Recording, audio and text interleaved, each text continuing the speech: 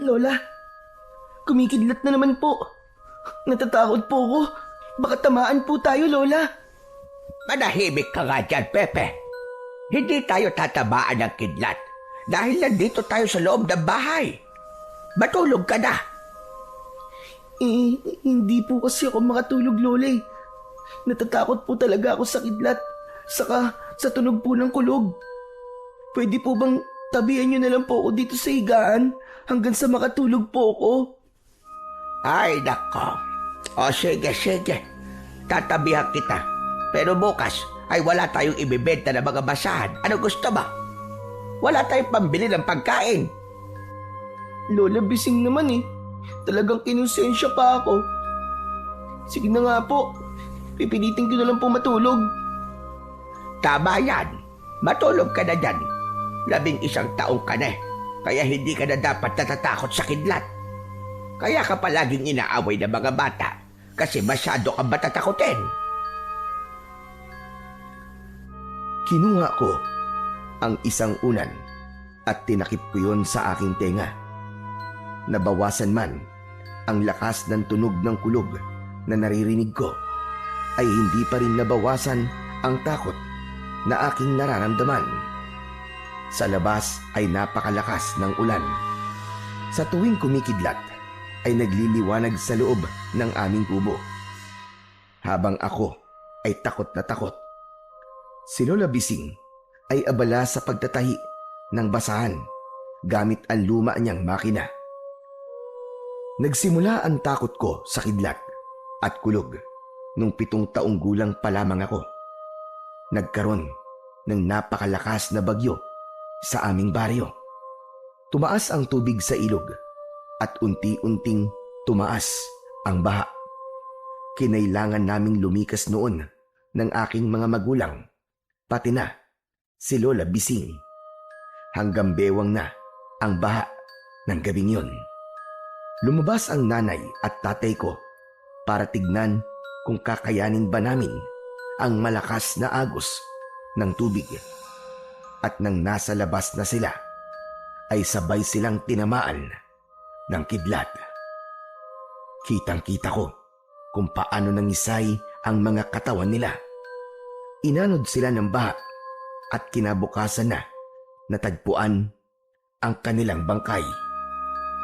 Simula noon ay nagkaroon na ako ng matinding takot sa kidlat at kulog. Pakiramdam ko kasi ay tatamaan ako ng kidlat kahit nasa loob lang ako ng bahay. Tuwing kumikidlat at kumukulog ay naaalala ko rin ang pagkamatay ng aking mga magulang. Lola Bising? Oh, akala ko ba tulog ka na? Matulog ka na para hindi mo na marinig ang kulog. Hindi po, may itatanong lang po sana ako, Lola. Ano ba yon? Sa tingin niyo po ba, ay masaya na po si nanay at tatay kung nasaan po sila ngayon? Abay, oo naman. Malamang ay nasa langit na sila, sa paraiso, kasama ang ating Panginoon. Bakit mo naman naitanong yan, Apo? Iniisip ko po kasi na maswerte pala sila. Kasi kahit namatay po sila, ay masaya na po sila pagkatapos.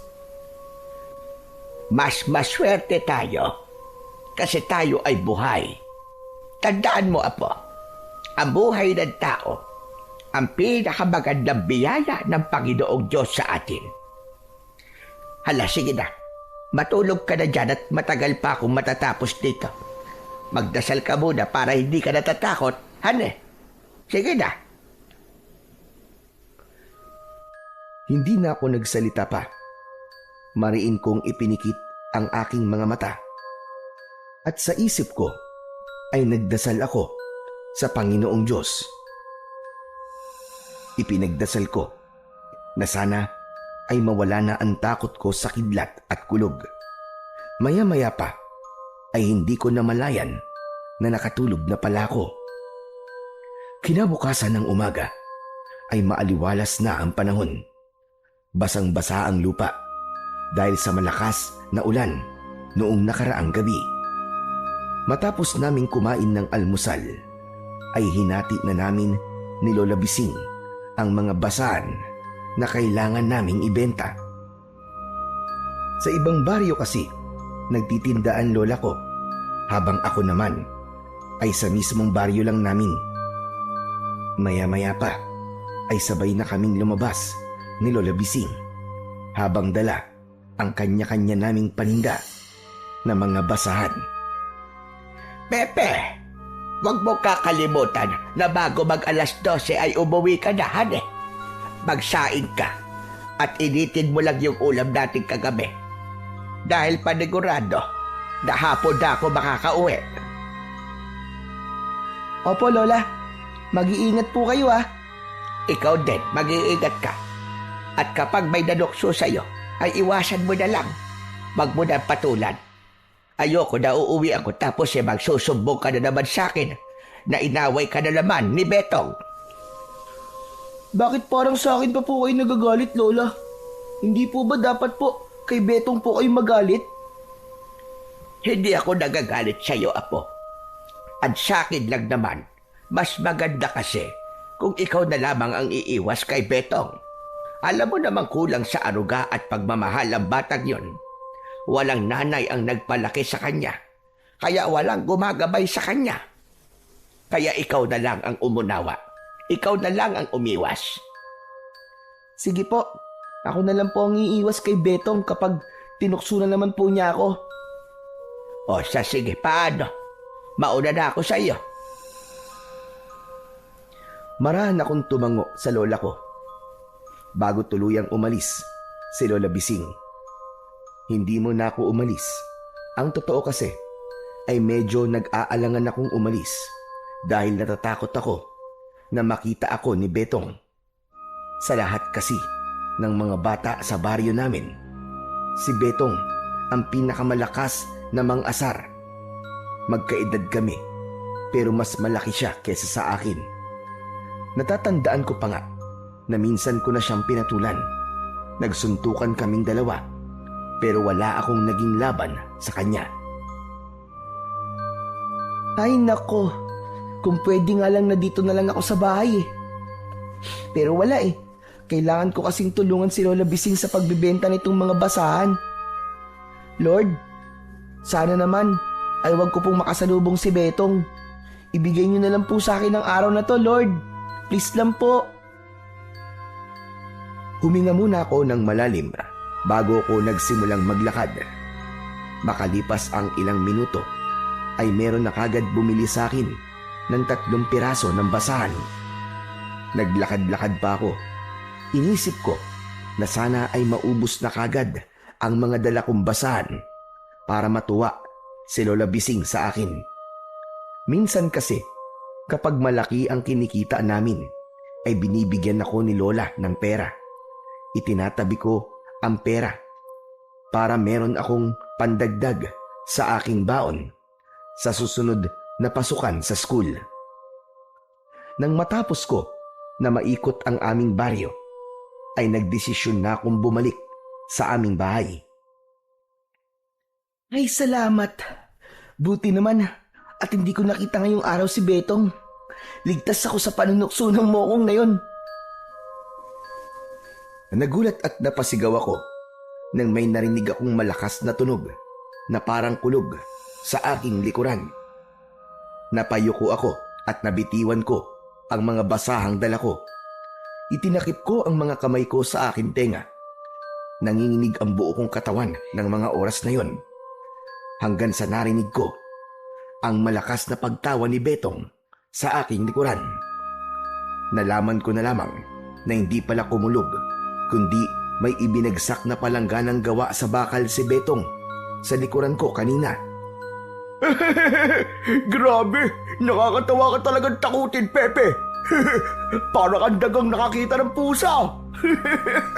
Sabi ko na nga ba, at iisipin mong kulog yung palanggana na yun eh. Napakaduwag mo talaga! Pepe, duwag! Ikaw talaga, Betong, oh. Alam mo naman na takot ako sa kulog, ah. Tapos ganyan pa ang ginagawa mo sa akin. Ano ba nakukuha mo sa pananakot sa akin, ha? Napakasalbahe mo talaga, eh, no? Siyempre, natatawa ako. Ikaw lang naman ang nakakapagpatawa sa akin ng ganito eh.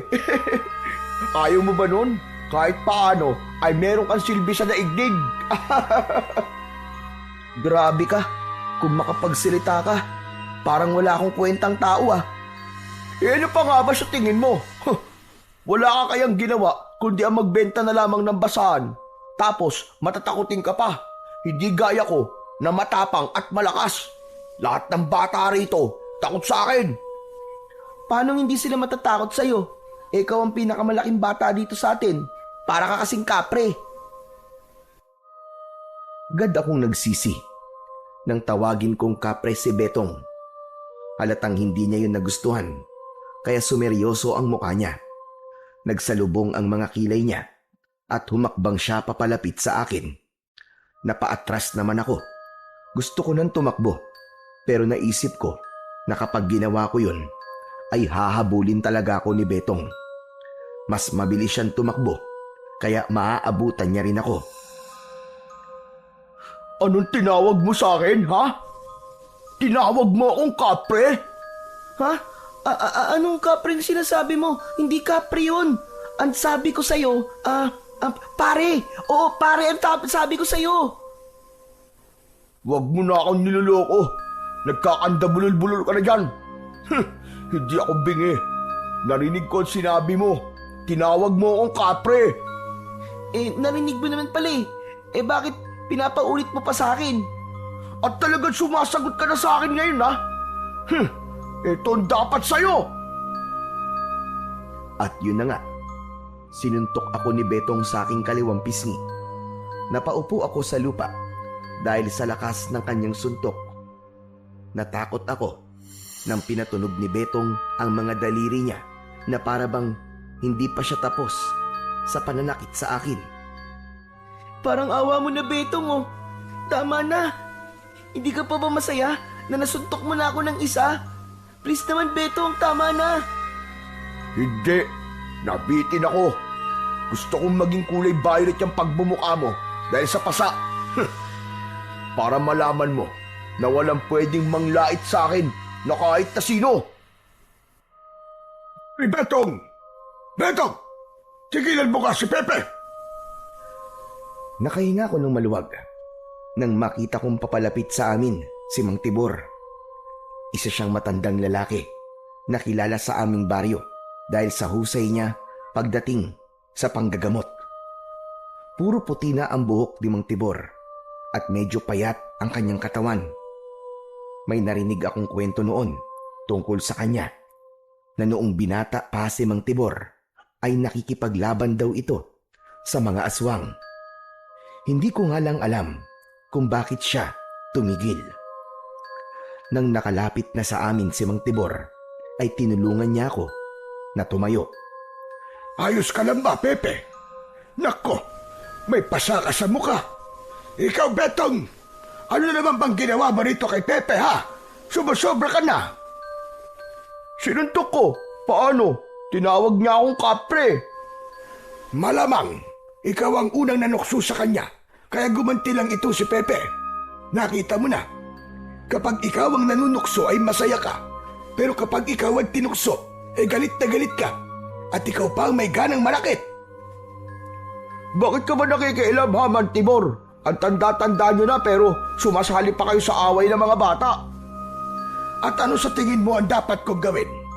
Panoorin ka habang binubugbog mo si Pepe, ganun ba? Hindi ka na ba naaawa sa kanya? Tignan mo nga, at halos doble ng katawan ni Pepe ang laki mo. Hala, sige, umuwi ka na sa inyo at lubayan mo si Pepe. Kapag nakita ko pang inaaway mo siya, ay ipapabarangay talaga kita. Sus, nananakot ka lang eh. Di naman pwedeng ipabarangay ang batang katulad ko, no? Sa bagay, totoo yan sinabi mo. Hindi na lang kita ipapabarangay. Babarangin na lang kita. Magpapalabas ako ng kung ano-anong insekto dyan sa bibig mo at sa butas ng kwan mo. Huwag mo ko sinusubukan, Betong. Gusto mo bang gawin ko yun sa'yo? Sa mga sinabing yun ni Mang Tibor, tila tinablan ng takot si Betong. Hindi na siya nakapagsalita Mabilis siyang tumakbo palayo habang dala ang palanggana. Nang wala na si Betong, ay saka ko pinulot ang mga basahan na nabitiwan ko. Saka ako humarap kay Mang Tibor. Maraming salamat po sa inyo, Mang Tibor. Kung di po kayo dumating, naku, malamang po bugbog sarado na po ako ngayon. Walang anuman, Pepe. Hindi ko kasi kayang walang gawin kapag may nakikita akong inaapi. Ano ba kasi talaga ang nangyari? Bakit sinaktan ka ni Betong? Ginulat po niya kasi ako gamit po yung palanggana niya. Ibinagsak po niya yun ng malakas sa likuran ko at inakala ko po nakulog po yun. Nung natakot po ako, tinawanan pa po niya ako. Tapos, natawag ko po siyang kapre. Pero hindi ko naman po sinasadya yun eh. Bigla na lang po kasing lumabas sa bibig ko yung salitang yun. Hindi ko naman po intensyon na tuksuin din po siya. Masama ang manukso. Pero alam ko na hindi mo yun sinadya. Isa pa, dapat lang naman yung kay Betong upang maramdaman niya rin kahit minsan ang pakiramdam ng tuksuin. Pero, Mang Tibor, nagsisisi po ako sa ginawa kong yun. Bukod po sa mukhang nasaktan ko po ang damdamin ni Betong, ay nagkaroon pa po ako ng pasa sa mukha ko. Nako, kapag nakita po ito ni Lola Bising, sigurado po napapagalitan po niya ako. Ipaliwanag mo na lang ng maayos kay Bising ang nangyari. Alam ko na maiintindihan naman niya yun. Sana nga po. Pero totoo po ba yung sinabi niyo kanina kay Betong? Marunong po ba talaga kayong mambarang? Oo naman. Pero huwag kang mag-alala. Kasi hindi ko naman talaga babarangin si Betong. Tinakot ko lang siya para hindi ka na niya awayin. Isa pa, hindi na ako nang babarang ngayon dahil natatakot ako na bumalik sa akin ang masamang ginagawa ko sa mga tao. Ang galing niyo po pala talaga, Mang Tibor. Ang dami niyo pong alam gawin. Oo nga po pala. Kailangan ko na pong umuwi, Mang Tibor. Magluluto pa po kasi ako ng pagkain ko. O sige. Mag-iingat ka ha, Pepe. At kapag inaway ka ulit ni Betong, ay huwag kang matatakot na magsumbong sa akin. Ako ang bahala sa kanya. Maraming salamat po uli, Mang Tibor. Sige po. Uuwi na po ako. Nakangiti akong kumaway kay Mang Tibor bago ko naglakad pauwi sa aming bahay. Habang naglalakad, ay hinawakan ko lang ang kaliwa kong pisngi na sinuntok ni Betong. Ramdam ko pa rin ang pananakit nun. Nang nakarating na ako sa aming bahay, ay nagsaing na ako. Nang tingnan ko sa salamin ang aking muka, ay mas lalo akong kinabahan dahil namumula yon. Sigurado ko na magagalit talaga si Lola Bising kapag nakita niya ito. Gaya ng aking inaasahan, nagalit nga si Lola Bising nang nakita niya ang pasa sa aking pisngi. Hindi na ako nagsinungaling sa kanya at sinabi ko sa kanya ang totoong nangyari. Ang mabuti pa ay puntahan ko na ang Betong na yon sa bahay nila. Dapat malaman ng tatay niya ang ginawa niya sa iyo. Huwag na po, Lola. Ayos lang naman po ako eh. Saka baka pag pumunta po kayo ron, mas lalo po akong tuksoy ni Betong. Baka sabihin po niya sumbongero ko. Ako ka talagang bata ka. Talagang iniisip mo pa yan. O sige, hindi muna ako pupunta ngayon. Pero kapag naulit na naman yan, ay talagang susugod na ako sa bahay nila. Sumusobra na ang Betong na yon. Lola, kalma lang po. Relax. Baka mamaya po atakihin po kayo niyan sa puso. Tumigil ka. Wala akong sakit sa puso. Oo nga pala, maiba ako. Hindi ka na pwedeng lumabas kapag madilim na, Narinig ko na pinagkukwentuhan sa kabilang baryo na meron daw aswang na gumagala roon. Hindi natin alam na baka dito pumunta yung aswang na yon. Mas mabuti nang maging maingat tayo kaysa magsisi tayo sa huli. Ano po, Lola? Aswang? Totoo po ba mga aswang, Lola? Oo naman. Hindi ba noon ay may mga aswang na sumalakay dito sa baryo natin. Hindi mo yun alam kasi hindi ka pa ipinapanganak nang nangyari yon. Yun po ba yung mga aswang na nilabanan noon ni Mang Tibor? Yun po ba? Yun nga, sa kansabi ng mga tao sa kabilang baryo, ay may nabiktima na rin daw na isang buntis ang aswang. Aba, ilang araw na raw nawawala yung buntis na yon. Tapos nang natagpuan nila sa talahiban, ay wakwak ang tiyan at wala na ang sanggol sa loob na sinapupunan nito. Hindi pa nakakatakot iyon. Nakakatakot nga po, Lola Bising. Huwag po kayo mag-alala kasi hindi na po talaga ako lalabas tuwing gabi. Dito na lang po ako sa loob ng bahay natin. Tama yan. Sumunod ka lang sa mga sinasabi ko at paniguradong hindi ka mapapahamak. Hala, sige na. Mamaya na tayo magkwentuhan at magluluto na muna ako. Huwag ka nang lumabas at papalubog na ang araw, hane. Opo, dito na lang po ako sa loob ng bahay natin. Habang nilalaro ko, ang luma kong laro ang robot, ay bigla akong napigilan. Naisip ko na mukhang hindi na lang sa kidlat at kulog ako matatakot ngayon, kundi maging sa mga aswang na maaaring umatake sa aming baryo. Matapos ang ilang araw, ay kumalat na nga sa lugar namin ang kwento na may nakitang aswang ang isang matandang babae na kapitbahay namin. Dahil doon ay nagkaroon ng takot ang mga tao na lumabas tuwing gabi. Isang gabi, sa gitna ng aking pagtulog ay nagising ako dahil nakaramdam ako na kailangan kong gumamit ng banyo. Lumabas ako ng kubo at nagtungo ako sa banyo na nasa likod. Habang nasa loob ako ng banyo, ay may narinig akong humihingal ng malakas. Parang isang taong pagod na pagod. Sumilip ako sa siwang ng dingding ng banyo na gawa sa pawid. At nagulat ako nang may nakita akong isang pares ng mapupulang mga mata na parabang nagliliwanag sa dilim. Naroon yon sa tabi ng puno ng mangga.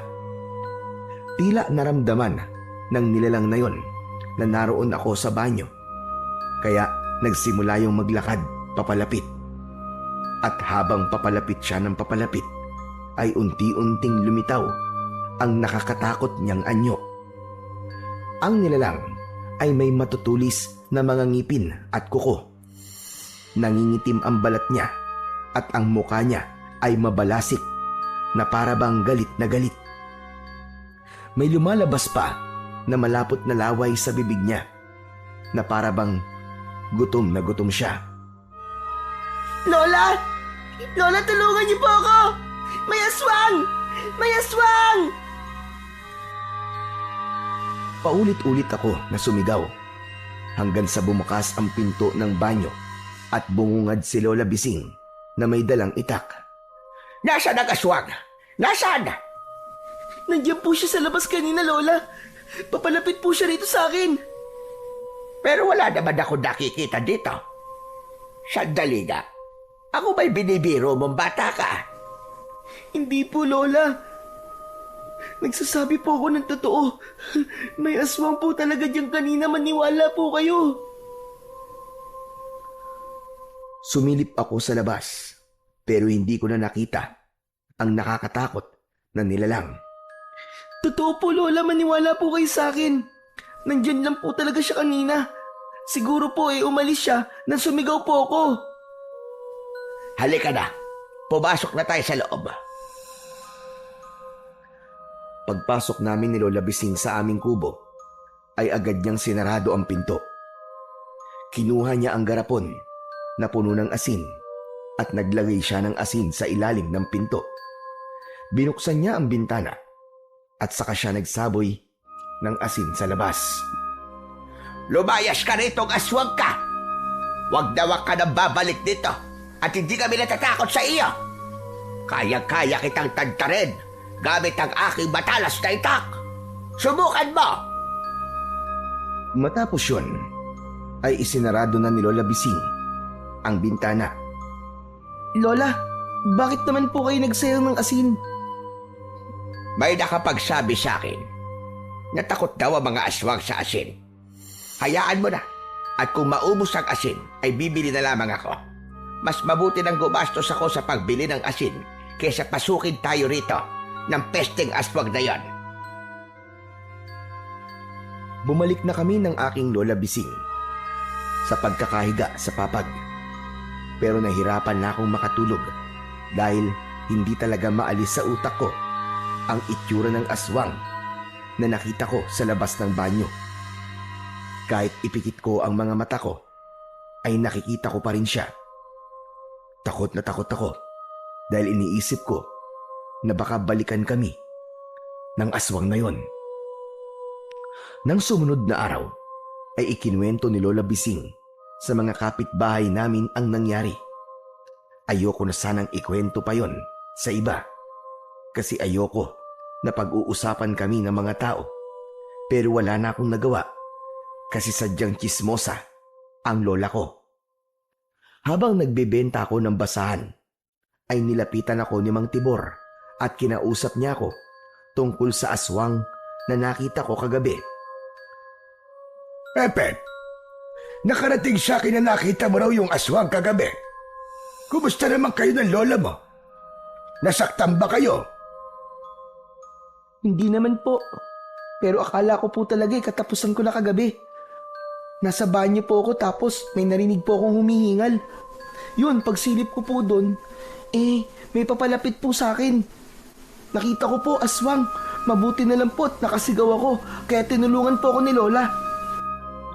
Yun, mukhang natakot po yung aswang kay Lola kasi may dala po siyang itak kaya biglang nawala po yung aswang. Hindi pa rin pala nagbabago si Bising. Napakatapang pa rin niya. Ha? Ano pong ibig niyong sabihin na matapang pa rin po si Lola? Ay, wala naman. Ang ibig ko sabihin ay palaban talaga ang lola mo. Nung araw ganun kasi yun. Ang daming ang gustong manligaw sa kanya nung araw. Kaso ay natatakot dahil palaging nag-aasa ng itak sa tuwing may mga aakyat ng ligaw sa kanya. Tama po kayo. Kahit ngayon po ay matapang pa rin po talaga si Lola. Nung isang araw nga po, susugurin niya raw po sana si Betong. Mabuti nga po't napigilan ko Pero Mang Tibor, ibig po palang sabihin, totoong nandito na po sa baryo natin yung aswang. Tama ka, Pepe. Pero hindi aswang, kundi mga aswang. Po, mga aswang? Ibig po sabihin marami pong aswang. Ganun na nga. Nasabi ko yan dahil nararamdaman ko ang kanilang presensya. Hindi lang isang aswang ang nandito sa baryo natin. Marami sila. Hala, nakakatakot naman po yung sinabi niyong yan, Mang Tibor. Pero hindi po ba, ang sabi po nila ay nakikipaglaban po kayo nun sa mga aswang? Ibig po bang sabihin, makikipaglaban po ulit kayo sa mga aswang? Totoo na nakikipaglaban ako sa mga aswang nung araw.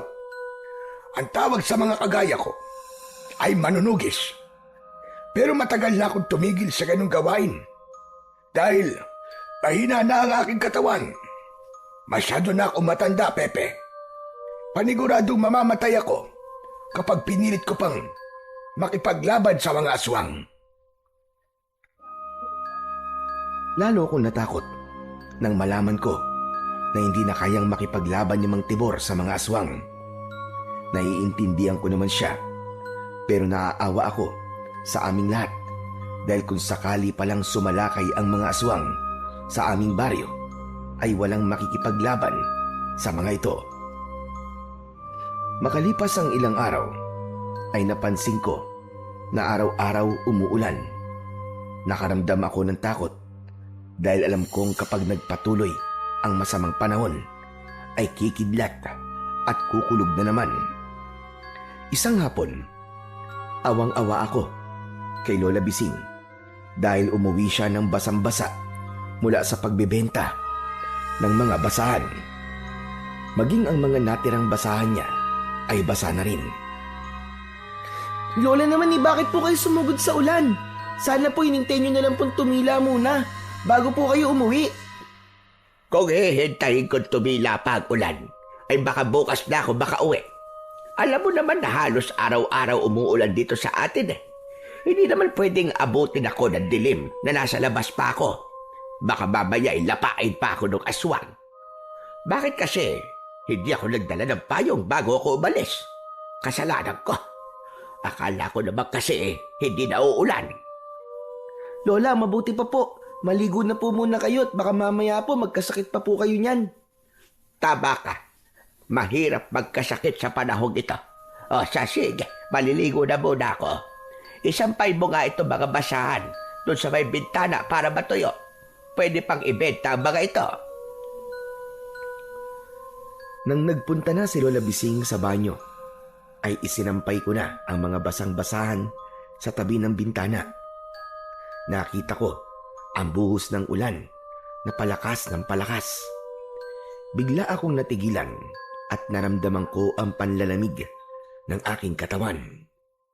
Bumalik sa alaala ko ang eksena kung saan tinamaan ng kidlat ang aking mga magulang. Malakas akong napasigaw nang dumagundong ang napakalakas na kulog at sinundan yon ng napakaliwanag na kidlat. Tumakbo ako sa isang sulok ng kubo. Niyakap ko ang sarili ko habang umiiyak at sumisigaw. Humahangos na pumasok sa kubo si Lola. Puno pa ng sabon ang mukha niya at nakatapi siya ng tuwalya. Agad niya akong nilapitan at hinawakan niya ang magkabilaan kong balikat. Ano nangyari, Pepe? Bakit ka sumisigaw? Lola, may kulog at kidlat na naman po eh. Natatakot po ako, baka tamaan po ako bigla. Ano ka ba namang bata ka? Akala ko naman kung ano na nangyari at napakalakas ng sigaw mo. Ilang beses ko bang sasabihin sa iyo na basta't nandito ka sa loob ng bahay ay hinding-hindi ka tatamaan ng kidlat. Ang kulog naman ay tunog lang yon, kaya hindi ka dapat matakot doon. Hindi lang naman po ako sa kidlat at kulog natatakot eh. Natatakot po ako kasi kapag kumukulog at kumikidlat, naalala ko po yung nangyari po kina nanay at tatay. Bahagyang natigilan si Lola Bising. Sa sinabi ko na yon, may namuong luha sa gilid ng mga mata niya. Hindi ko inasahan na yayakapin niya ako ng mahigpit. Alam ko mahirap makalimutan ang pangyayari yon, Apo. Napakasakit nun, lalong-lalo na para sa iyo. Dahil nakita mo kung paano nawala ang mga magulang mo. Pero nandito pa naman ako, Apo. Hindi kita iiwan at gagawin ko ang lahat para protektahan ka. Patawarin mo ko kung palagi ako nagagalit sa iyo. Kapag sinasabi mo natatakot ka sa kidlat, patawad kung hindi ko naisip na dahil sa kidlat ay nawalan ka ng nanay at tatay. Habang yakap ko ng mga sandaling yun si Lola Bising, ay doon ko naramdaman ng sobra ang pagmamahal niya sa akin. Patuloy lang akong umiyak habang hindi pa rin nawala sa isip ko ang imahe ng nanay at tatay ko nang tamaan sila ng kidlat. Nang gabing yon ay patuloy na lumakas ang ulan. Halos magkakasunod din ang kulog at kidlat sa tuwing nagliliwanag ang loob ng kubo. Dahil sa kidlat ay hindi ko maiwasan ang mapapitlag. Pagkatapos naming maghapunan ay hinugasan ko na ang aming pinagkainan habang si Lola Bising ay nagtahi ng kanyang mga basahan. Maya-maya ay sumilip sa bintana si Lola Bising. Sinalubong siya ng ampias ng ulan at ng napakalakas na hangin. Diyos ko, mukhang umaapaw na naman ang ilog. Kailangan na nating lumikas bago pa tuluyan tumaas ang baha. Lola Bising, itataas po ba natin yung mga importanteng gamit natin? Oo, pagkatapos ay maglagay ka ng mga damit natin sa bag. Doon muna tayo sa bahay ni Kapitan dahil mataas ang kinatatayuan ng lugar niya. Mas ligtas tayo roon. Hindi na nga kami nagpatumpik-tumpik at agad naming itinaas ni Lola Bising ang mga importanteng gamit na hindi pwedeng mabasa ng baha. Ipinatong namin sa lamesa ang makina sa pagtatahi ni Lola. Matapos yun ay nagsimula na akong maglagay ng mga damit namin sa bag na ginagamit ko kapag pumapasok ako sa eskwelahan. Lahat na ba ng mga importanteng gamit ay naitaas na natin? Opo, Lola Bising. Sa tingin ko po wala na po tayong nakalimutan. Kung gano'n ay halika na. Umalis na tayo. Itong kapote suotin mo. Nang sa gano'n ay hindi mabasa ang bag mo. Paano ka po, Lola? Magpapayong na lang ako. Pero bakali pa rin po ang payong nyo Napakalakas pa naman po ng hangin. Wala na tayong magagawa. Kailangan na nating umalis dito at baka tumaas pa na gusto ang baha. Mas mahihirapan na tayong makaalis kapag ganon. Wala na akong nagawa, kundi ang sumunod na lamang sa gusto ng aking Lola Bising. Bago kami tuluyang umalis, ay nagdasal muna kami ni Lola. Ipinagdasal namin sa Panginoong Diyos na sana ay hindi masira ng bagyo ang aming kubo. Matapos yun, ay lumabas na kami at ikinandado na ni Lola Bising ang pinto. Hanggang tuhod ko na ang tubig sa labas. Napakapit ako ng mahigpit sa braso ni Lola Bising nang gumuhit sa langit ang napakatalim na kidlat. Huwag kang matakot. Kumapit ka lang sa akin. Kahit anong mangyari, ay huwag kang bibitaw. Naiintindihan mo ba? Opo, Lola. Naiintindihan ko po. O siya, sige, tara na. Umalis na tayo habang hindi pa mataas ang baha. Inumpisahan na namin ni Lola Bising ang paglalakad. Nang sandaling yon, ay pinilit kong maging matapang.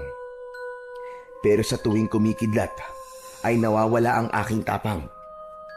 Maigpit ang pagkakahawak ko sa braso ni Lola. Kung pwede nga lang na pumikit habang naglalakad para hindi ko makita ang kidlat ay ginawa ko na. Pero hindi ko yung pwedeng gawin dahil hindi ko makikita ang aming dinadaanan. Biglang umihip ang mas malakas na hangin. Nabitiwan ni Lola Bising ang hawak niyang payong. Sumabit yon sa isang makapal na halaman na nasa gilid ng daan. Lola, yung payong niyo po! Pabayaan mo na yon, Apo. Basa na rin naman ako. Pero yun na lang po ang payong na meron tayo. Sandali lang po at kukunin ko. Huwag na! Tara na, Apo. Pabayaan mo na. Hindi ko pinakinggan si Lola Bising. Para sa kagaya naming mahirap lang, ay napaka-importante ng isang payong na yon. Tumakbo ako para kunin ang payong. Ano ka ba, bata ka? Bumalik ka na rito. Napakatigas talaga ng ulo mo. Hindi ka marunong makinig.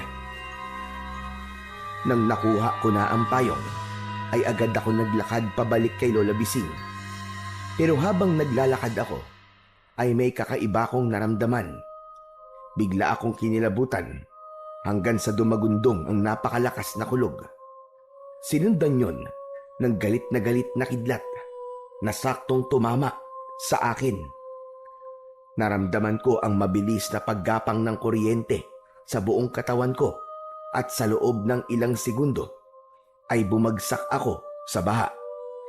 Matapos yon ay wala na akong naalala dahil nawalan na ako ng malay. Sa pagbabalik ng aking kamalayan ay nagulat ako dahil nagising ako sa isang lugar na parang isang paraiso. Puno ng iba't ibang makukulay na mga bulaklak ang paligid.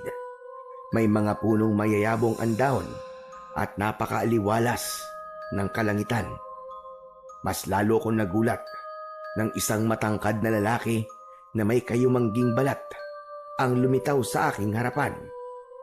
Meron siyang pakpak na kulay ginto at ang buhok niya ay kulay puti. Huwag kang matakot, Pepe. Hindi kita sasaktan. Sino ka po ba? Isa ka po bang anghel? Patay na po ba ako? Wala ka pa sa kabilang buhay. Narito ka sa aking kaharian.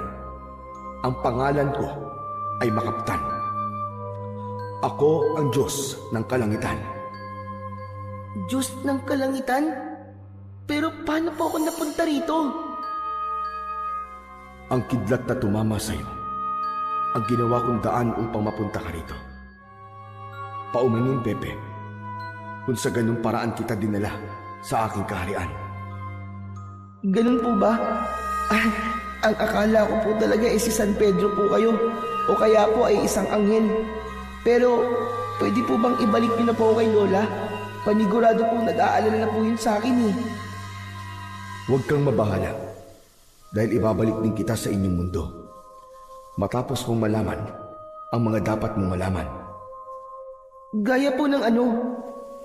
Ang pagdating ng mga aswang sa inyong baryo ay umpisa pa lamang ng mas matinding dilubyo na inyong mararanasan at hindi ko kayang hayaan na mangyari yon.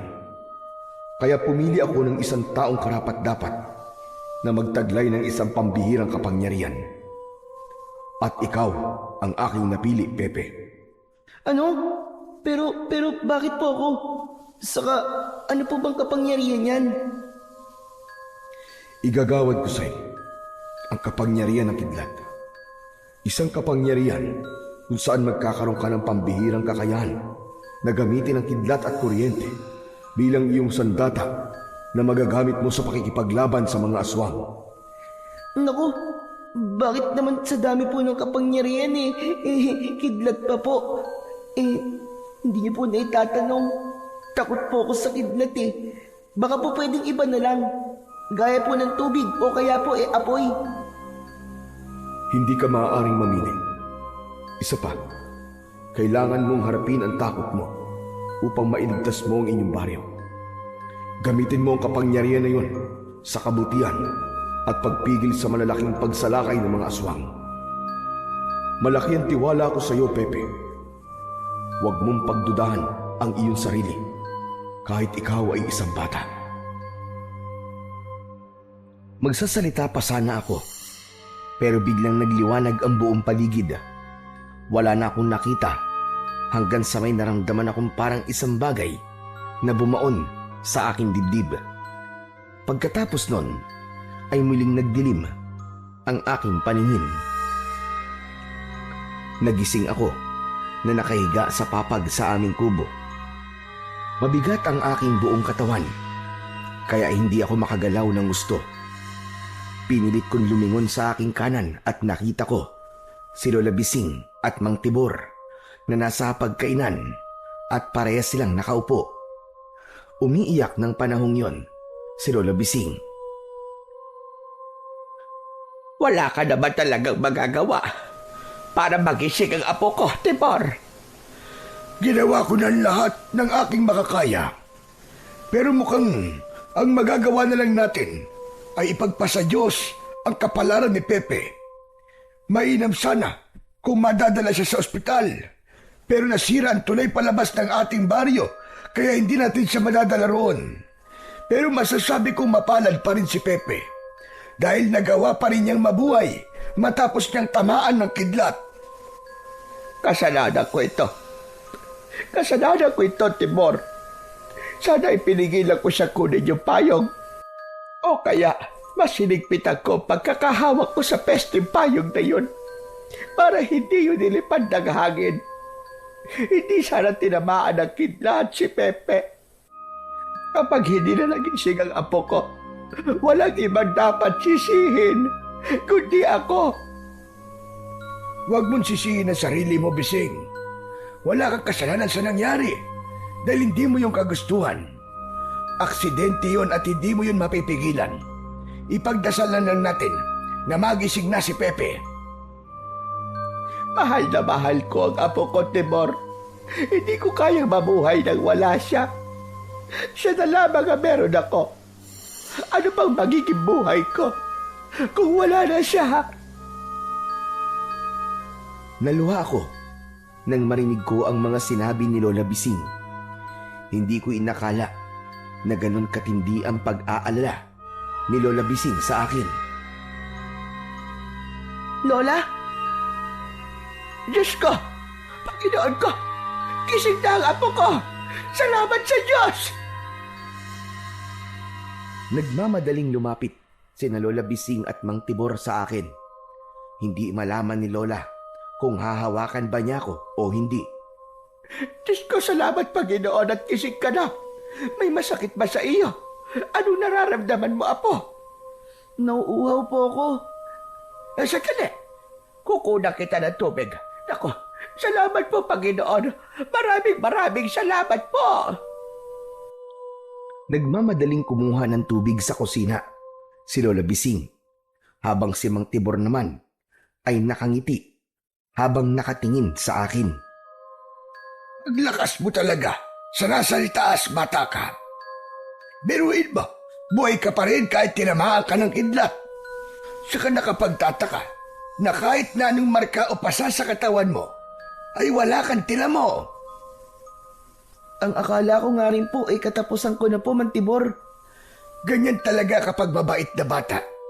Palagi pinoprotektan ng mga anghel. Nang sinabi ni Mang Tibor ang salitang anghel, ay naalala ko si Makaptan dahil napagkamalang ko siyang isang anghel. Doon ko tinanong ang akin sarili kung totoo bang nangyari yon o isa lamang yung panaginip. Sasabihin ko sana kay Mang Tibor ang tungkol kay Makaptan, pero hindi ko na nagawa dahil bumalik na si Lola na may dalang isang baso ng tubig. Tinulungan ako ni Lola Bising na bumangon para makainom ako. Hindi pa rin ako makapaniwala na gising ka na, Pepe. Ang akala ko talaga ay susunod ka na sa nanay at tatay mo. Kaya ako'y labis na nasasaktan. Mabait kasi ang apo mo, Bising. Saka hindi pa talaga niya oras.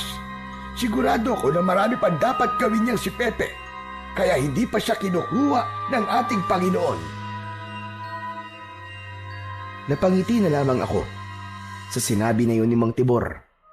Nang sandaling yon, inisip ko na isang panaginip lang ang nangyaring pakikipag-usap ko sa Diyos ng Kalangitan na si Makaptan. Naisip ko na imposible yung mangyari, lalo na ang pagkakaroon ko ng kapangyarihan. Hindi ako makapaniwala na nabuhay pa ako matapos akong tamaan ng kidlat, lalo na't sinabi sa akin ni Mang Tibor na bihira ang mga taong nabubuhay kapag tinamaan ng kidlat. Nakakapagtaka rin na wala akong nakuwang pinsala sa aking katawan. Kaya naman, labis ako nagpasalamat sa Panginoon dahil alam ko na pinotektahan niya ako. Kahit malakas na ako, ay pinagpahinga pa rin ako ni Lola Bising. Hindi muna niya ako pinagbenta ng basahan. Mas naging maasikaso rin si Lola sa akin simula noon. Isang hapon, naabutan ako ni Lola Bising na nag-iigib nang umuwi siya mula sa pagbebenta ng basahan. Ano ka ba? Bakit nag-iigib ka? Hindi ba sabi ko sa'yo ay magpahinga ka na muna? Kaya ko naman na po, Lola. Saka wala na po kasing tubig sa banyo natin eh. Kahit na ba hinintay mo na lang sana ako para ako na gumawa yan. Akin na nga yung timba na yan at ako na magdadala yan sa banyo. Nang kukunin ni Lola Bising ang timba, ay nahawakan niya ang kamay ko. Nagtaka ko nang biglang napaigtad si Lola Bising nang dumikit ang kamay niya sa aking kamay. May naramdaman din akong dumaloy na kuryente sa aking katawan papunta sa kamay ni Lola Bising. Ano po nangyari sa inyo, Lola? Hindi ko rin alam. Pero parang nakuryente ako nang nahawakan ko yung kamay mo. Hala, paano naman po mangyayari yun, Lola Bising? Ababalay ko. Hindi kaya may kuryente dyan sa loob ng katawan mo. kasi tinamaan ka ng kidlat. Lola naman nagpapatawa na naman po kayo eh. Imposible naman pong mangyari yung sinasabi niyo po. Basta nakuryente ako nang hawakan kita eh. Pero hayaan mo na. Bitiwan mo na yung timbang at ako na magdadala niya sa banyo.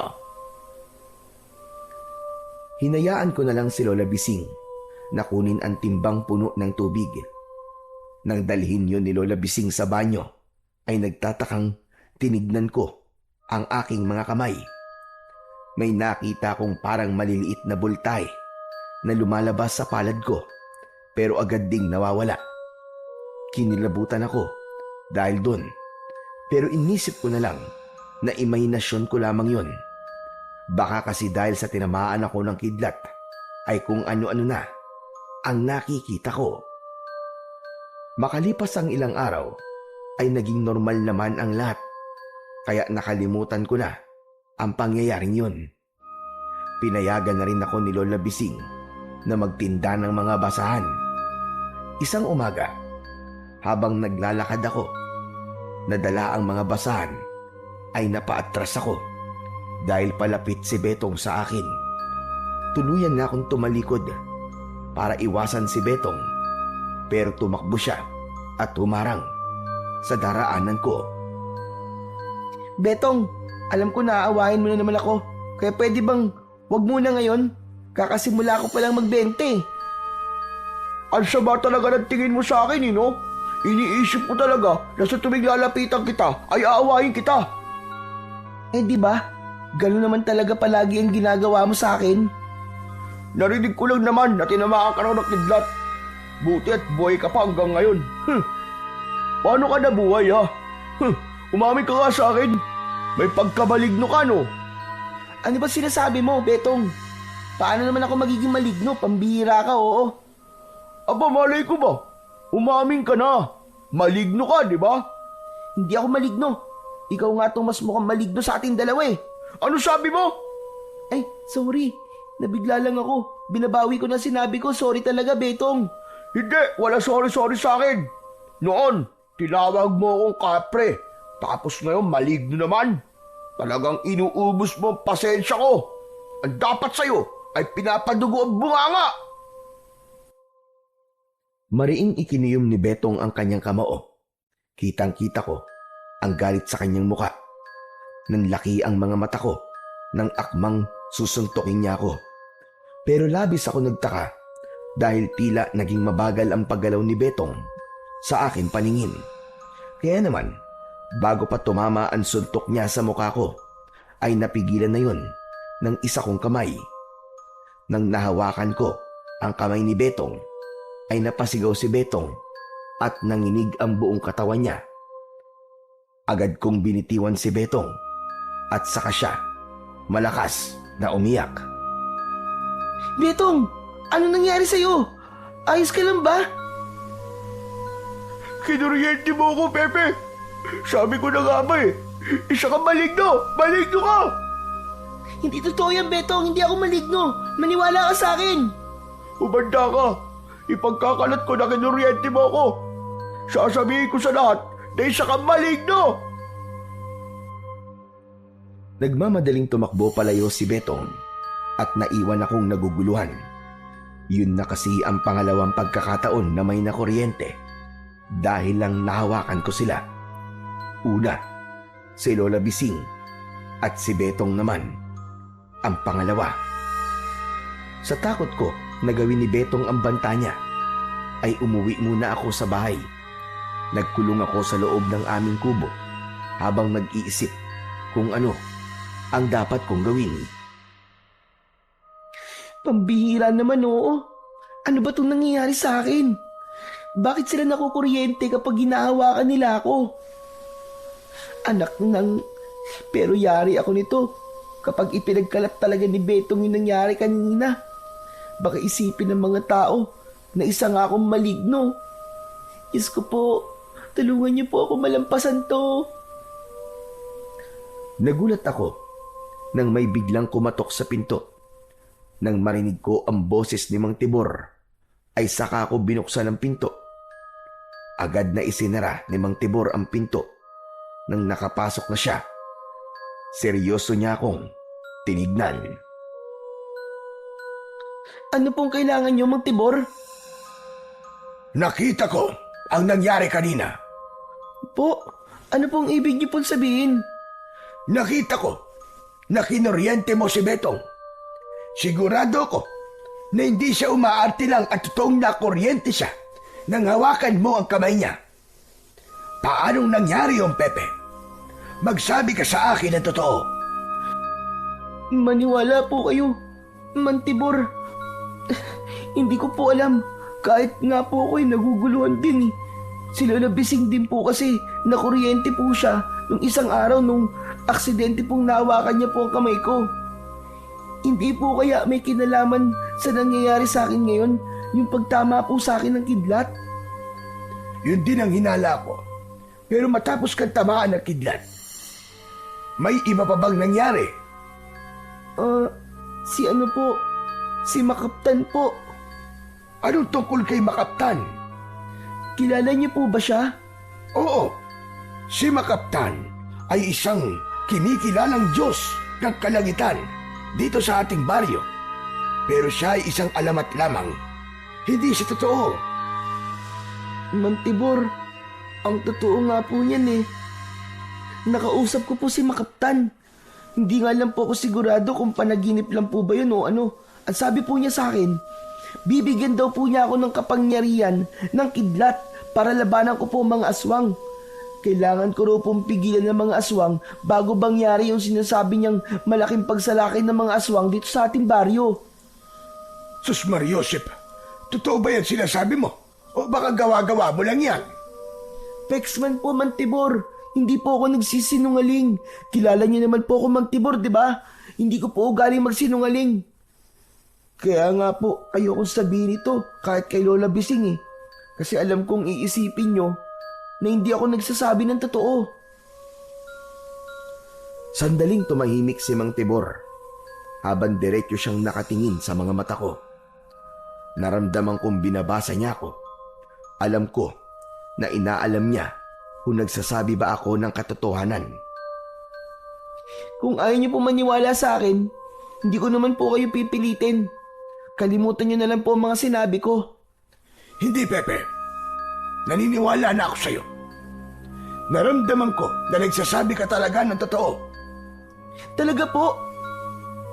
Pero hindi ko po kasi alam kung panaginip lang po ba o nakausap kong talaga si Makaptan. Basta po sa pagkakaalala ko po, ang sabi niya ay tinamaan daw po ako ng kidlat para makapunta ako sa kaharian niya at para makausap ko po siya. Akala ko nga po ay nasa langit na po ako nun eh. Kasi para pong paraiso po yung lugar na yun. Ang ganda-ganda po talaga. Sa palagay ko, ay hindi yun isang panaginip. Siguro nga, ay totoong binigyan ka ni Makaptan ng kapangyarihan ng kidlat upang ikaw ang maging solusyon sa pag-atake ng mga aswang na nangyayari sa baryo natin ngayon. Yan ang paliwanag kung bakit nagawa mong kuryentehin si Betong kanina. Ibig po bang sabihin ay kailangan ko po makipaglaban sa mga aswang? Ganun na nga, Pepe. Naku, ayoko po. Takot po ako sa mga aswang eh.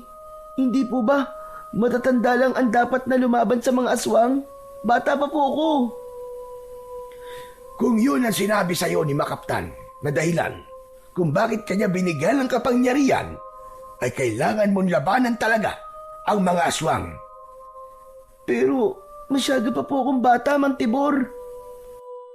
Ang pagiging tagapagtanggol ay wala sa edad o kahit sa kasarian. Huwag mong iisipin na porke bata ka ay hindi mo na kayang labanan ang mga aswang. Isang Diyos si Makaptan at alam niya ang kanyang ginagawa. Ikaw ang karapat-dapat na napili niya. Kaya sa'yo niya ibinigay ang ganyang kabigat na responsibilidad. Hindi ko po alam kung kaya ko ang ganitong responsibilidad, Mang Tibor. Kinakabahan po talaga ako. Saka hindi rin po ako sigurado kung papayag po ba si Lola Bising na makipaglaban po ako sa mga aswang. Huwag ka mag-alala. Ako ang bahala kay Bising.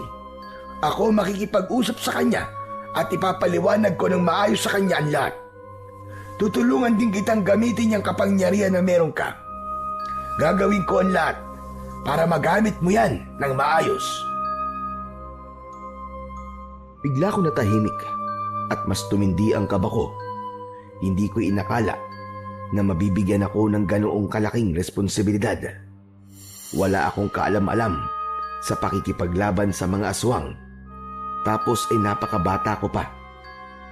Hindi ko maintindihan kung bakit sa akin ibinigay ni Makaptan ang ganong klase ng kapangyarihan. Pagkaalis ni Mang Tibor ay patuloy kong pinag-isipan ang kakaibang bagay na nangyari sa akin. Sa totoo lang, hindi ko ginusto ang magkaroon ng ganong kapangyarihan, lalo na't galing sa kidlat. Nakakatawa ring isipin na takot ako sa kidlat, pero doon pa nagmula ang aking kapangyarihan. Pagsapit ng hapon ay dumating na si Lola Bising. Masaya siya dahil naubos ang mga tinda niyang basahan.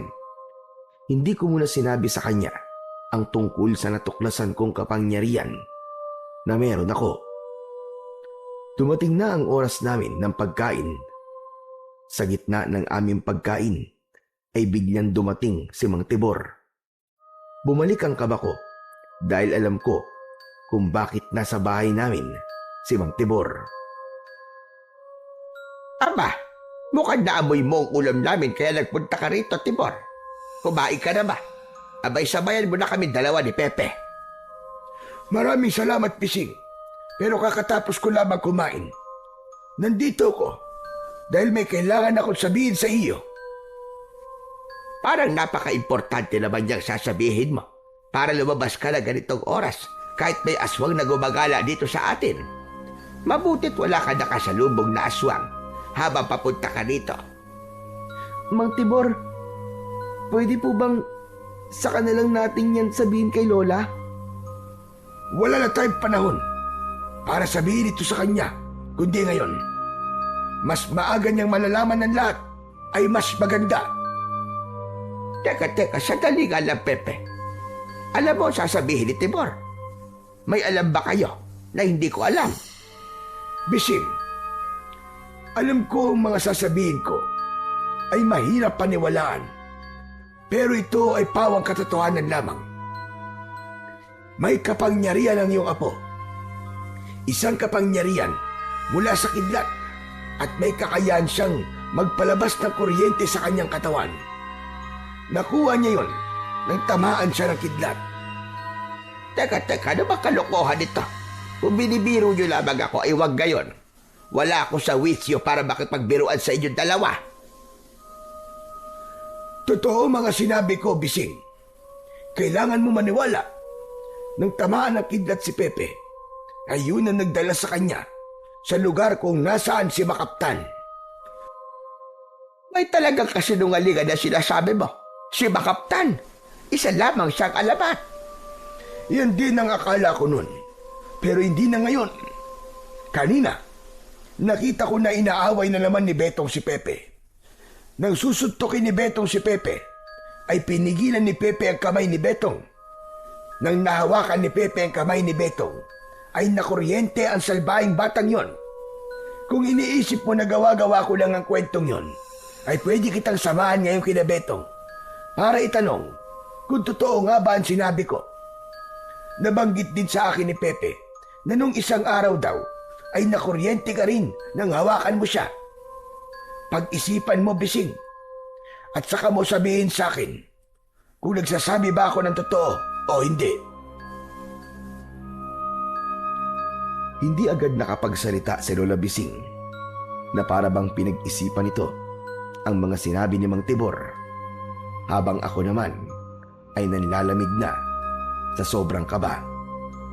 Kung ganon, ay kapangyarihan ng kuryente si Pepe dahil tinamaan siya ng kidlat.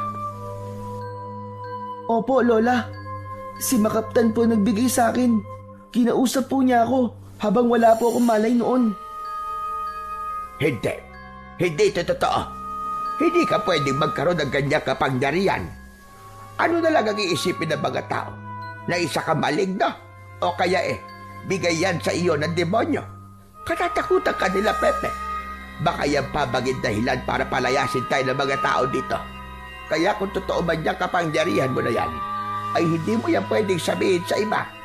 Tayong tatlo lang ang dapat na makakaalam dyan. Nagkakaintindihan ba tayo, ha, Pepe? Binigyan si Pepe ng kapangyarihan upang gamitin laban sa mga aswang. Pasensya ka na, Bising, pero hindi pwedeng mangyari ang gusto mo. At bakit naman hindi? Ano gusto nyo? Ipagmalaki natin sa lahat na may lumalabas na kuryente sa katawan ng apo ko. At ano sunod na mangyayari? Katatakutan ng lahat si Pepe hanggang sa magkaisa sila na paalisin kami sa lugar na ito.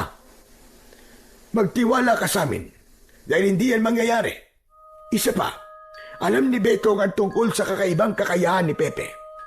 Maaaring sa oras na ito ay may iba na siyang pinagsabihan, kaya wala nang dahilan para itago natin ang bagay na ito.